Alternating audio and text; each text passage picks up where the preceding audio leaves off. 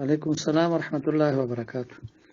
یو روز سوال کړی دی چې د حجاب په باره کې، نو حجاب دا فرض ده او قرآن کریم کې الله پاک حکم کړی دی، یا ایها النبی قل لازواجک وبناتک ونساء المؤمنین یدنین علیهن من جلابیبهن. الله فرمای اے پیغمبر خپل بیبیانو ته او لوریانو ته او د مسلمانانو زنانو ته حکم وکړه چې دوی به جلباب په سره. جلباب ستوي عبد الله ابن عباس رضی الله عنهما فرمای جلباب هغه صادر ته ویل کیږي چې هغه د سر نه واخله تر خپو پورې ټوله زنانه پکې پټي، صرف یو سترګې سرګندې چې په هغې باندې لار معلوموي. السلام ورحمت الله وبرکاتہ. د قسم کفاره هغه قرآن کریم کې ذکر شوی ده چې لسو مسکینانو ته 2 ټیمه ډوډۍ یا د هغې پیسې به ورکوي، یا لسو غریبانانو ته یو جوړه جامې، او که دا د چا وس نه کېږي نو بیا هغې نه پس 3 روژې دي.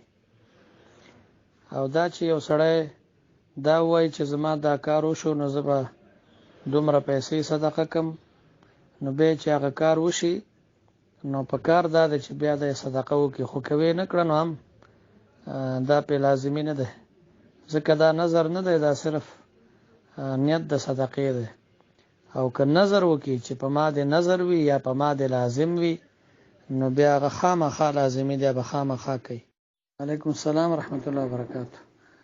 یو روز سوال کړی دی بولۍ په باره کې. نو یو خو بولی ده دا په شریعت کې جایز ده چې مثلا اعلان وکړي دا څوک په څو اخلي، یو کس وایي زه په 1 روپۍ اخلم، بیا وایي دې نه خو به څوک په زیات نه اخلي، بل وایي زه په 2 اخلم، بل وایي زه په 3 اخلم، دا جایز دی.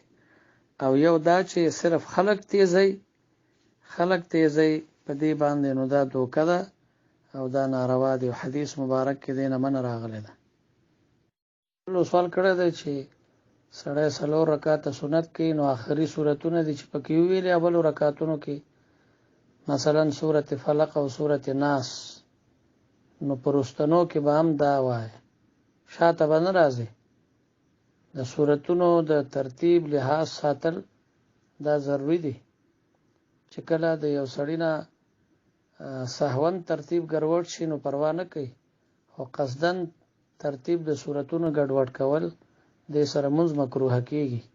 تا په اولو رکعتونو کې سورت فلق او ناس ویلې، بیا سر نه شروع کې الف لام میم ته راځي، په اولو رکعتونو کې الف لام میم ووایه، بیا په آخرو کې آخري سورتونه ووایه.